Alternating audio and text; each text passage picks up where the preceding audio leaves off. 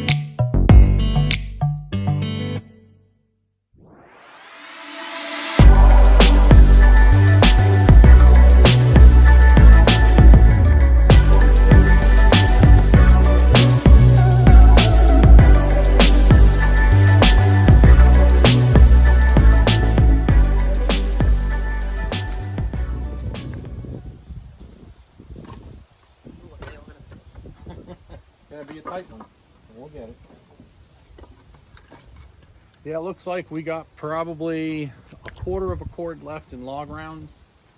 So this is going to be it for today. Well, I really don't want to try our luck with this weather. So Yeah, just look at the radar. We got it coming. yeah, it's pretty much according to the radar, right on top of us. This whole weekend was supposed to be a washout. You know, they're talking between 2 inches of rain per hour in some cases, isolated locations. And, not that we expect it to be that isolated location, but we have been many a times in the past, and we haven't experienced any of it. So we figured today we'd take advantage of the low spot, the lull in the storm. Need a little extra oomph, huh? Got a piece wedged here. Let me see if I can get the. Let me go get my my mini axe fiskers. I tried. Olive oil over here. All right, Popeye. Let's see what you can do. Well, don't put me on the spot. That's usually when I make a skeptical of myself, or spectacle. Spectacle's the word? Spectacle. That's exactly why I did that. Holy moly. Told you. You did that on purpose. Yes, I did.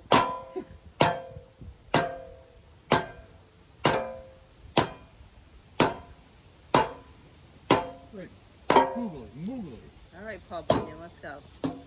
Trying. There you go. You got it. Paul Bunyan's going to be holding his title forever now.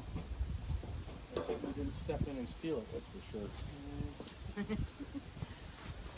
Well, all right, so you can't tell me that's not a third of a cord in there. You stacked up pretty good.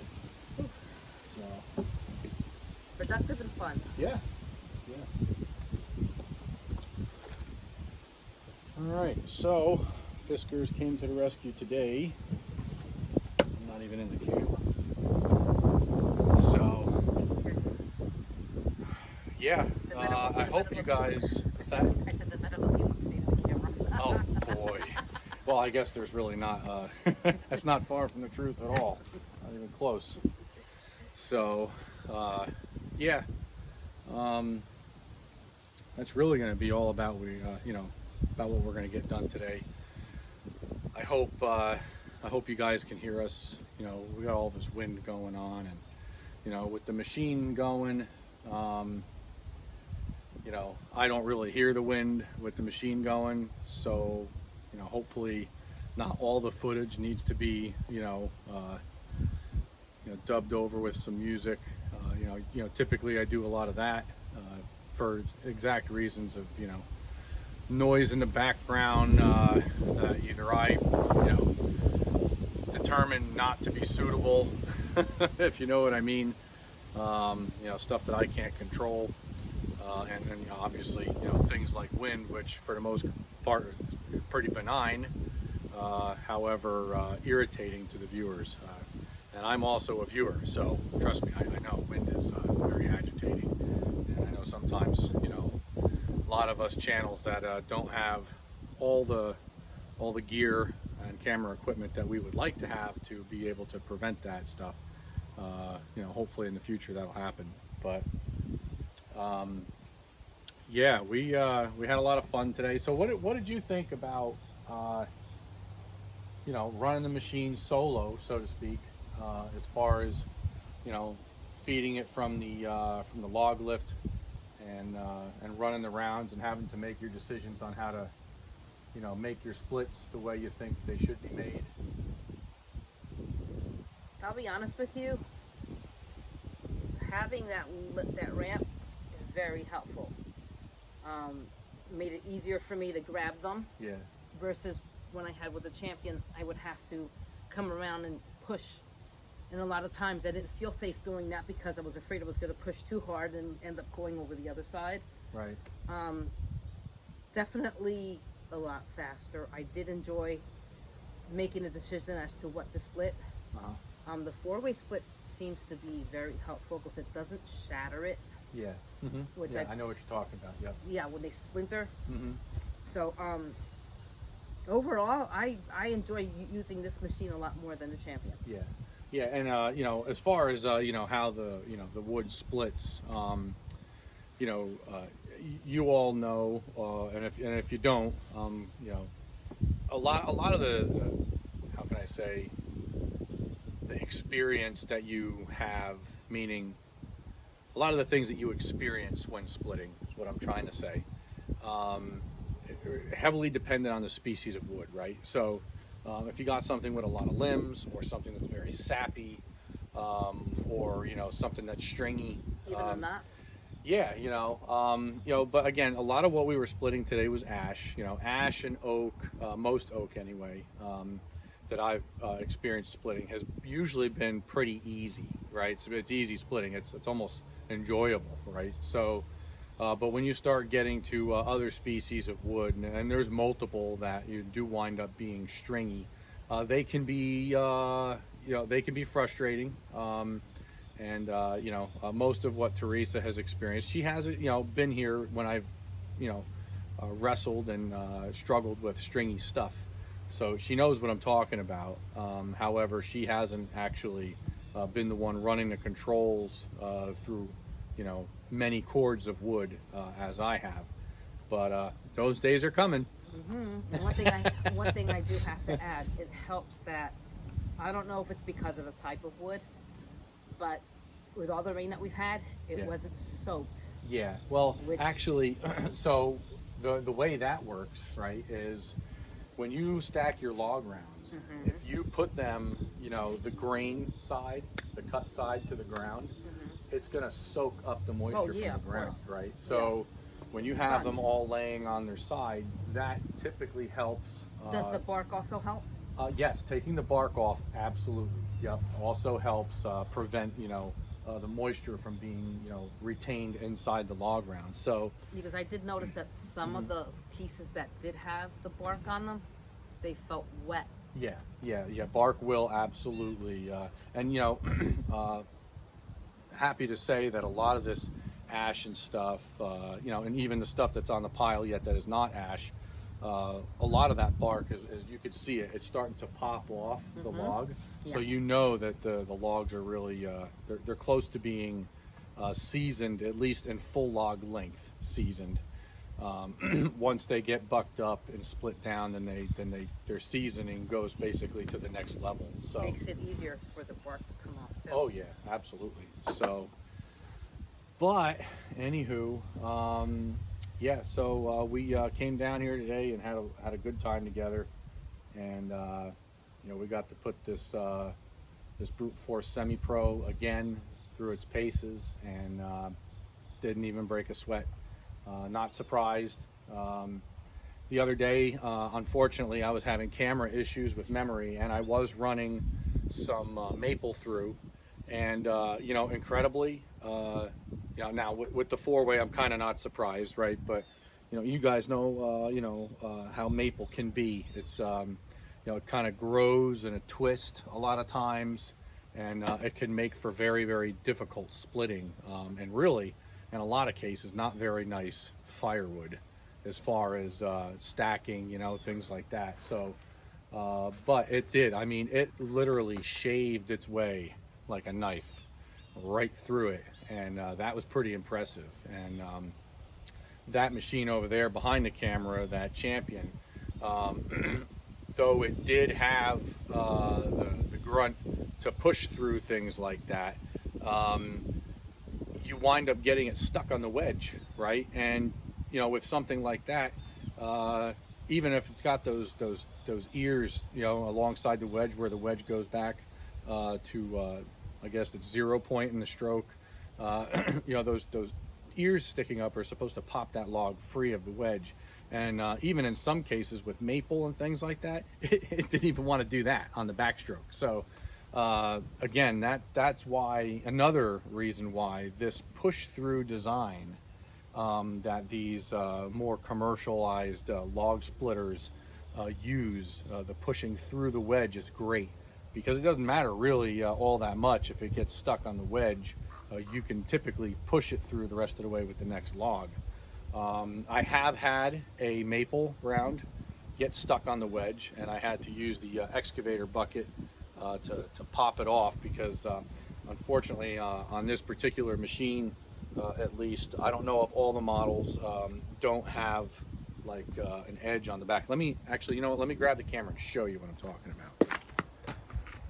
Yeah, so what I was the problem I was having was back here along the back side of the push plate. I really didn't have anything to hook, you know, like a chain hook to, and because it's octagonal shaped, it might as well be round.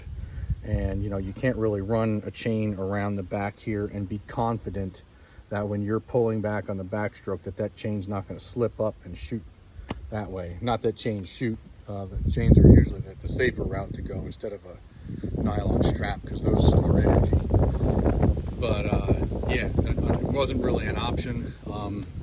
If I had this machine as my personal machine all the time, I would probably you know, weld on some hooks so I can you know, have a chain custom made, at least custom make my own pull chain to, you know, pop those babies loose when that does happen. So, but fortunately I was able to use that. Not that I didn't think it would do it. It would do far more than that. I was just concerned that it would pull the splitter around rather than pull the round off the splitter. So, but anywho, so I'm going to end that the video here, and you can see there's that full third of a cord down here. We've got probably another quarter cord, and we'll save that for the next session of splitting. So, Teresa, did you have a good time? Always. And for those of you who are wondering, I did have gloves on. Yeah, somebody left a comment in the comment section, and they were saying they were concerned that Teresa wasn't wearing gloves, and it turned out she was actually wearing gloves, but you can see they have some tan on them. So I guess from a distance in the camera, it didn't appear that she had some gloves on. But thank you very much for your concern. I need to protect these. Yes. They cost me lots of money. So thanks again from us here at Mount Tammany Ridge. We really enjoy hanging out with you guys down here at the Woodyard. And if you could, like, comment, subscribe, share with your friends, and let us know in the comments. You want Teresa to be in these videos more often? I know I do. Have a good night.